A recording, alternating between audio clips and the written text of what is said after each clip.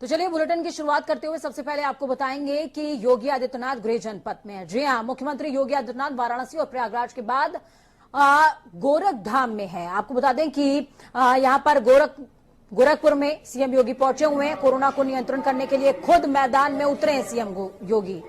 BRD medical college के सभागार में मंडल के सभी जिलों के अधिकारियों के साथ बैठक करते हुए संक्रमण को काबू करने के लिए उठाए गए कदमों की समीक्षा करना जरूरी है, ये कहना है सीएम योगी का। जरूरी दिशा निर्देश भी इस दौरान सीएम योगी देते नजर आए। सीएम ने बीआरडी मेडिकल कॉलेज में बनाए गए कोविड अस्पताल का भी निरीक्षण किया है। योगी प्रयागराज और वाराणसी में कोरोना नियंत्रण के इंतजामों की समीक्षा इससे पहले कर चुके हैं, जरूरी दिशा निर्देश भी दे चुके हैं। आज गोरखनाथ मंदिर पहुंचे हैं। यहां गुरु गोरखनाथ का दर्शन करते हुए ब्रह्मलीन महंत अवैधनाथ की समाधि पर मत्था टेकते हुए नजर आए, उनसे आशीर्वाद लेते नजर आए। इसके बाद सीएम ने बीआरडी मेडिकल कॉलेज के सभागार में गोरखपुर मंडल के जिले के आला अधिकारियों के साथ में बैठक की है। इस खबर पर ज्यादा जानकारी के लिए सुभाष गुप्ता हमारे साथ में जुड़ चुके हैं। सुभाष, क्या कुछ अपडेट है आपके पास गोरखपुर में? जिस तरीके से कोरोना के हालात देखने को मिल रहे हैं पूरे सूबे के अंदर, आज सीएम योगी गृह जनपद में अपने क्या कुछ हलचल देखने को मिली?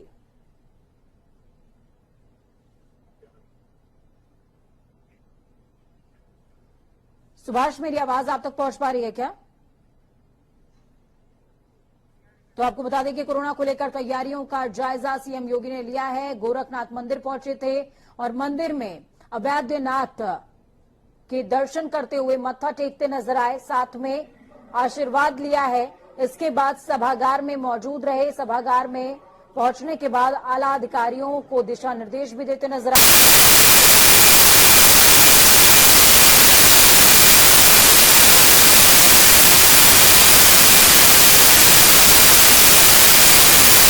नजर आए थे सीएम योगी, और जिस तरीके से विपक्षी लगातार हमलावर रहे सीएम योगी के ऊपर, मिशन पश्चिम बंगाल पर थे सीएम योगी, उनको उनके इस दौरे को लेकर के लगातार विपक्ष घेरता रहा सीएम योगी को, कहता रहा कि सूबे के अंदर कोरोना अनियंत्रित है और योगी बाहर राज्यों में जाकर प्रचार प्रसार की कमान संभाले हुए हैं।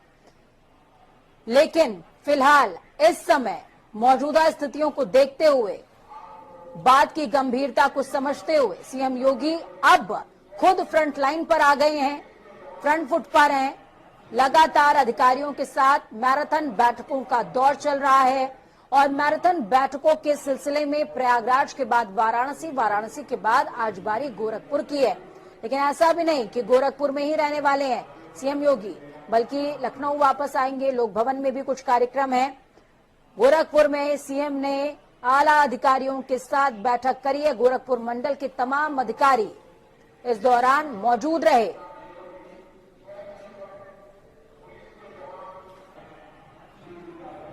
तो आपको बता दें कि कोरोना को लेकर तैयारियों का जायजा सीएम योगी ने लिया है। गोरखपुर मंडल के आला अधिकारियों के साथ बैठक भी करी है। कोरोना को लेकर एक्शन में नजर आ रहे हैं सीएम योगी आदित्यनाथ। प्रयागराज, वाराणसी और अब बारी गोरखपुर की। वाराणसी में सीएम योगी के दौरे के दौरान लगी जो फ्लीट थी, उसका चालक कोरोना पॉजिटिव मिला है। इसके बाद ड्राइवर को ड्यूटी से अलग कर दिया गया। वो जिस गाड़ी को चला रहा था उसे भी फ्लीट से निकाल दिया गया है। अन्य गाड़ियों को भी सैनिटाइज किया गया। सीएम योगी के दौरे को लेकर सतर्कतावश उनकी सुरक्षा में लगे सभी पुलिसकर्मियों और जो फ्लीट है, फ्लीट के चालकों का एंटीजन किट से कोरोना टेस्ट भी किया गया है। इसी दौरान पूरे हेलीपैड से लेकर फ्लीट में शामिल सभी गाड़ियों को सैनिटाइज किया गया। बीएचयू पहुंची फ्लीट की पायलट गाड़ी को चला रहे पुलिसकर्मी की रिपोर्ट पॉजिटिव आते ही काफिले में खलबली मच गई थी। तत्काल गाड़ी समेत ड्राइवर को फ्लीट से अलग कर दिया गया। चेक करवाते चल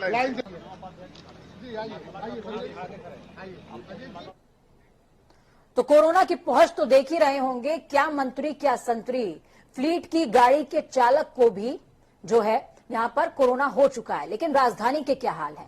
कोरोना के उपजे हालात से जहां पूरे देश में हड़कंप मचा है, तो वहीं दूसरी ओर निजी स्कूल अपनी हरकतों से बाज नहीं आ रहे। जिला प्रशासन और सरकार के आदेश को न मानने वाले स्कूलों में शिक्षकों, अभिभावकों और बच्चों को बुलाने वाले स्कूलों पर नकेल लगना शुरू हो गई है।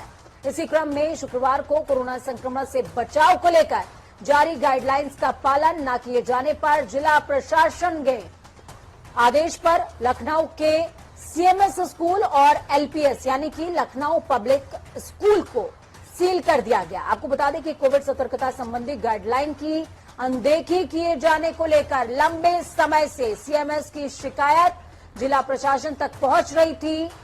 लखनऊ पब्लिक स्कूल ने इसमें आग में घी का काम किया और इसके बाद जिस तरीके के हालात देखने को मिले, तस्वीरें आपकी टीवी स्क्रीन पर हैं। सील हो चुके हैं दोनों स्कूल। उत्तर प्रदेश के कुछ जिलों में कोरोना संक्रमण के बढ़ते प्रसार को देखते हुए मुख्यमंत्री योगी आदित्यनाथ ने बैठक में टीम 11 को दिशा निर्देश दिए हैं। लखनऊ, प्रयागराज, वाराणसी और कानपुर नगर में बढ़ते कोरोना के मामलों पर लगाम लगाने के लिए ये दिशा निर्देश दिए गए। सीएम ने सभी सरकारी और गैर सरकारी कार्यालयों में 50% मानव संसाधन यानी कि ह्यूमन रिसोर्स की क्षमता के साथ काम किए जाने का आदेश दिया है। उन्होंने आला अधिकारियों को सतर्कता बरतने में सोशल डिस्टेंसिंग सहित कोविड प्रोटोकॉल का पूरा अनुपालन के साथ कार्यालयों में अलग अलग शिफ्ट में काम हो, इस बात को सुनिश्चित करने के आदेश दिए हैं। सीएम ने लखनऊ, प्रयागराज, वाराणसी और कानपुर नगर में सभी सरकारी और गैर सरकारी कार्यालयों में सुविधानुसार वर्क फ्रॉम होम की अनुमति देने की बात भी कही है, जिससे संक्रमण के प्रसार पर लगाम लगाई जा सके।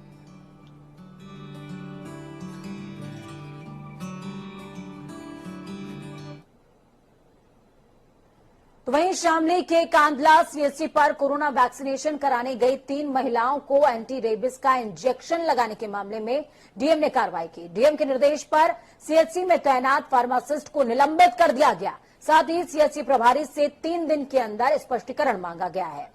आपको बता दें कि 3 महिलाएं कोविड-19 की वैक्सीन लगवाने पहुंची थी, जो कि गलती से जनरल ओपीडी में चली गईं।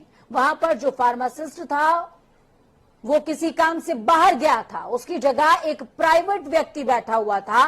उस प्राइवेट व्यक्ति ने बिना कोई कागज देखे, बिना जानकारी इकट्ठा किए एंटी रेबिस का इंजेक्शन लगा दिया।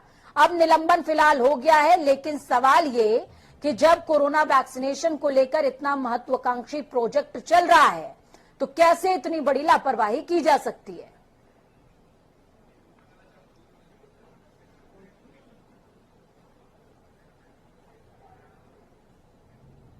गाजियाबाद के महंत नरसिंहानंद सरस्वती और शिया वक्फ बोर्ड के पूर्व चेयरमैन वसीम रिजवी के खिलाफ शुक्रवार को बरेली की सड़कों पर जन सैलाब उमड़ पड़ा। जुमे की नमाज के बाद मुस्लिम समुदाय के लोग विभिन्न मस्जिदों से सीधा इस्लामिया ग्राउंड को कूच करते हुए पहुंच गए। महंत के खिलाफ मुर्दाबाद के नारे लगाए गए। हाथों में तख्तियां लेकर भीड़ ने महंत की गिरफ्तारी की मांग की है। आपको बता दें कि जमात रजा मुस्तफा की अगुवाई में पहला ऐसा प्रदर्शन हुआ है जिसमें उम्मीद से ज्यादा भीड़ जुटी है। जमात रजा मुस्तफा के राष्ट्रीय उपाध्यक्ष सलमान हुसैन खां कादरी ने कहा है कि पैगंबरे इस्लाम की शान में महंत नरसिंहानंद ने गुस्ताखी की है। करोड़ों मुसलमानों की धार्मिक भावनाएं आहत हुई हैं। मुसलमान सब कुछ बर्दाश्त कर सकता है, लेकिन पैगंबरे इस्लाम की शान में गुस्ताखी बर्दाश्त नहीं करेगा। साथ ही उन्होंने कहा कि मुसलमानों ने इस प्रदर्शन से ये दिखा दिया कि वो खामोश नहीं है।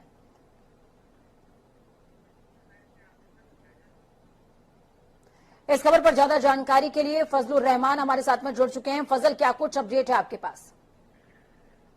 ये मामला बरेली का है, जहां पर नरसिम्हा सरस्वती ने जो दिल्ली में प्रेस कॉन्फ्रेंस की थी, उसमें हजरत मोहम्मद सल्लल्लाहु अलैहि वसल्लम के खिलाफ जो टिप्पणी की थी, उसमें बरेली में काफी रोष है। लोगों ने कल जुमे की नमाज के बाद मैदान में इकट्ठा हुए और हजारों की तादाद में लोग इकट्ठा हुए और उन्होंने डीएम को एक ज्ञापन दिया और कहा कि सरस्वती जी को तुरंत गिरफ्तार किया जाए और उन्हें जेल भेजा जाए।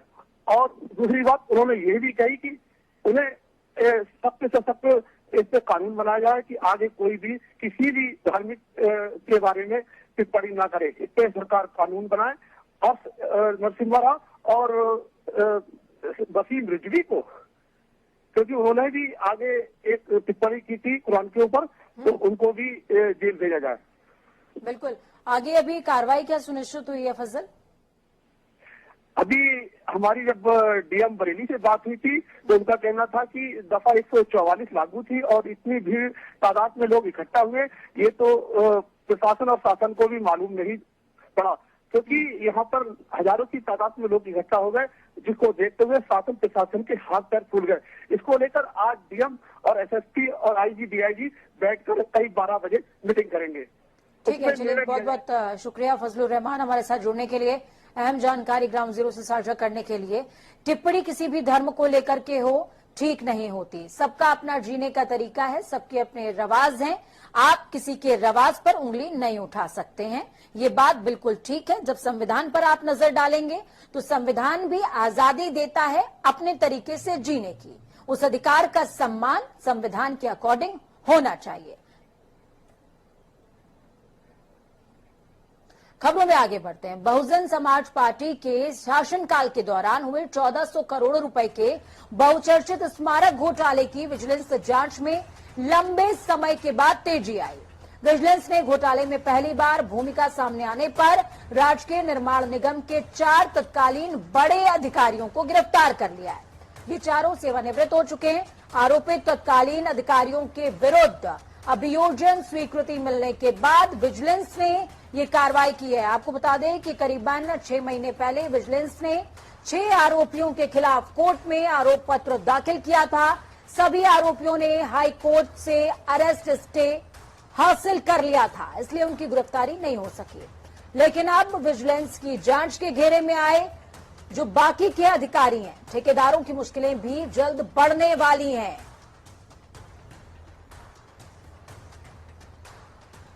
इस खबर पर ज्यादा जानकारी के लिए संजीव कपासिया हमारे साथ में जुड़ चुके हैं राजधानी लखनऊ से लाइव। संजीव, जिस तरीके के हालात मौजूदा वक्त में देखने को मिल रहे हैं, लग तो रहा था कि ये फाइल दोबारा खुलेगी नहीं, लेकिन ऐसी खुली कि 4 लोग हिरासत में।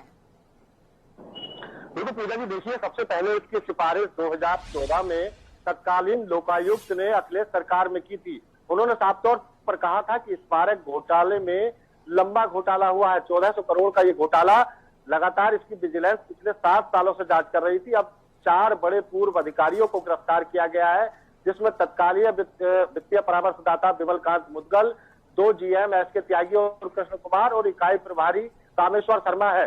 अब सबसे बड़ा घोटाला इस बात को लेकर है, इन लोगों ने दर्शाया कि ये जो पत्थर स्मारकों में यूज हुआ है ये राजस्थान से मंगवाया गया है, भाड़े के रूप में तमाम खर्चे दिखाए गए, लेकिन जो जांच में बात सामने आई है ये पत्थर सोनभद्र में तराशे गए और वहीं से इनकी सप्लाई की गई थी। तो कहीं ना कहीं अब तमाम उन नामों का खुलासा होने का वाला है जिन लोगों ने तत्कालीन 2007 से 2012 तक मायावती सरकार में इस पैसे की बंदरबाट की थी। पूजा जी जी तो संजीव, इसको किस तरीके से देखा जाए, क्योंकि बीते कुछ दिनों जिस तरीके से पंचायत चुनाव हो या फिर विधानसभा चुनाव, मायावती की तरफ से इस बात की तस्दीक दी जा रही थी, सिग्नल इस तरीके के थे कि वो साथ आ सकती हैं या परोक्ष रूप से सपोर्ट कर सकती हैं भारतीय जनता पार्टी को, वो सपोर्ट मिलता नहीं नजर आया। उसके बाद क्या ये एक्शन न माना जाए, ये अहम बात है जी। देखिए पूजा जी, जब 2019 का लोकसभा चुनाव उत्तर प्रदेश में होता है तब सपा और बसपा एक साथ मिलकर चुनाव लड़े थे। उसके बाद राज्यसभा चुनाव में दोनों के मतभेद सामने आए जब मायावती ने अपना एक प्रत्याशी उतार दिया और समाजवादी पार्टी के अखिलेश यादव की ओर से 2 प्रत्याशी उतारे गए। तब मायावती का जो कैंडिडेट था वो राज्यसभा के लिए चुना गया। इसके बाद मायावती का एक स्टेटमेंट सामने आया था, उन्होंने कहा था कि उत्तर प्रदेश में समाजवादी पार्टी को हराने के लिए वो किसी के भी साथ जा सकती है, यानी भारतीय जनता पार्टी के साथ करने का उन्होंने परोक्ष रूप से आश्वासन दिया था। लेकिन अब जिस तरीके की कार्यप्रणाली अखिलेश योगी सरकार की है वो साफ तौर पर अपराध और जो घोटाले हैं उनके प्रति जीरो टॉलरेंस की नीति अपनाते हैं। 7 साल से लंबित इस जांच में अब 4 बड़े लोगों की गिरफ्तारी हुई है। अब देखना यह है कि अगले नामों की सूची कब सामने आती है। पूजा जी बिल्कुल, तो क्या ये भी माना जाए संजीव कि इसमें और विभागों की भी मिलीभगत हो सकती है? तत्कालीन आईएएस जो थे मौजूदा वक्त के, उन पर तो शिकंजा कस चुका है, लेकिन इस वक्त के जो विभाग इसमें इंडल्ज थे और भी जो आला अधिकारी थे उन पर भी गाज गिर सकती है क्या? उन्हें भी अलर्ट हो जाना चाहिए।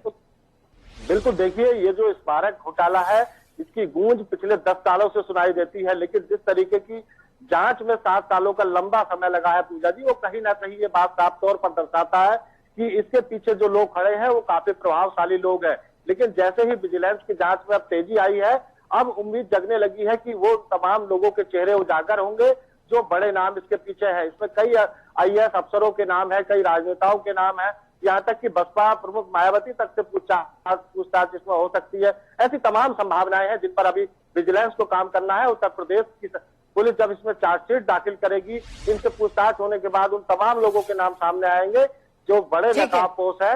अब देखना यह है कि वो बसपा के कितने बड़े नाम हो सकते हैं। बिल्कुल, चलिए बहुत बहुत शुक्रिया संजीव हमारे साथ जुड़ने के लिए, अहम जानकारी ग्राउंड जीरो से साझा करने के लिए। खबरों में आगे बढ़ते हुए आपको बताएं कि श्री कृष्ण जन्मस्थान मामले में दायर वाद में अधिवक्ता महेंद्र प्रताप सिंह ने केशव देव मंदिर तोड़े जाने के बाद प्रतिमा और विग्रह आगरा किला की छोटी मस्जिद की सीढ़ियों में दबाने का जो तर्क अदालत में पेश किया है, उसके पीछे कई किताबों का हवाला भी दिया जा रहा है। आपको बता दें, अदालत से मांग की गई है कि प्रतिमा और विग्रह मस्जिद से निकलवाकर श्री कृष्ण जन्मस्थान परिसर में ही सुरक्षित रखा जाए। श्री कृष्ण जन्मभूमि मुक्ति आंदोलन समिति के अध्यक्ष महेंद्र प्रताप ने सिविल जज सीनियर डिवीजन की अदालत में वाद दायर कर रखा है, जिसमें उन्होंने श्री कृष्ण जन्मस्थान परिसर में स्थित शाही मस्जिद ईदगाह को हटाकर पूरी जमीन ठाकुर केशव देव को सौंपने की मांग की है। इस खबर पर ज्यादा जानकारी के लिए प्रदीप रावत हमारे साथ में आगरा से जुड़ चुके हैं। प्रदीप, क्या है ये पूरा मामला, सबसे पहले दर्शकों को ये बताइए।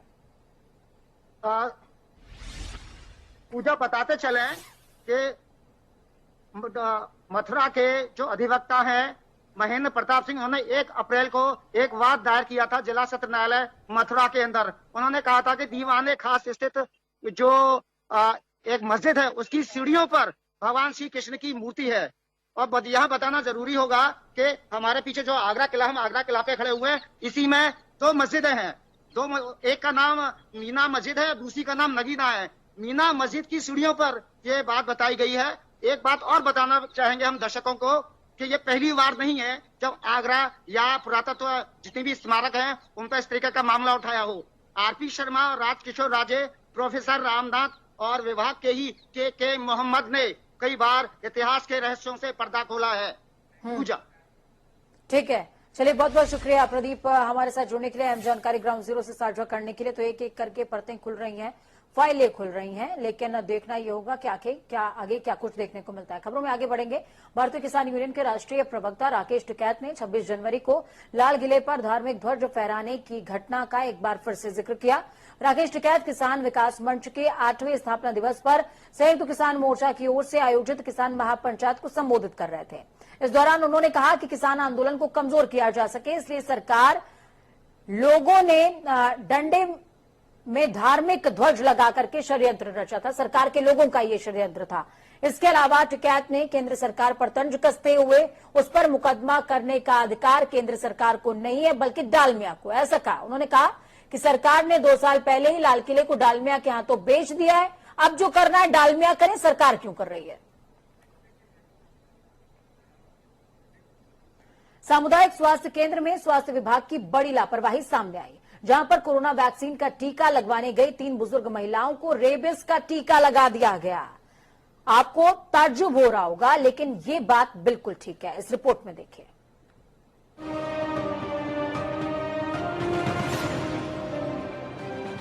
हार्वर्ड यूनिवर्सिटी से कोरोना काल के दौरान बेहतर प्रबंधन के लिए तारीफ बटोरने वाली सरकार के लिए काम करने वाला महकमा कैसे धरातल पर सरकार की इज्जत पर बट्टा लगाता है, इसका जीता जागता नमूना शामली के कांधला में देखने को मिला। असल में कोरोना वैक्सीनेशन के लिए प्रदेश सरकार करोड़ों रुपए खर्च करते हुए आमजन को जागरूक करने में जुटी हुई है, लेकिन शामली के कांधला सामुदायिक स्वास्थ्य केंद्र के स्वास्थ्य कर्मी कोरोना और रेबिस टीके में अंतर ही नहीं समझ पा रहे हैं। असल में कांधला की निवासी 70 साल की सरोज, 72 साल की अनारकली और 60 साल की सत्यवती अस्पताल में कोरोना की पहली वैक्सीन लगवाने पहुंची, तो स्वास्थ्य कर्मचारियों ने तीनों महिलाओं को बाहर से 10-10 रुपए की खाली सिरिंज मंगवाकर रेबिस का टीका लगा दिया और अपने घर चलता किया।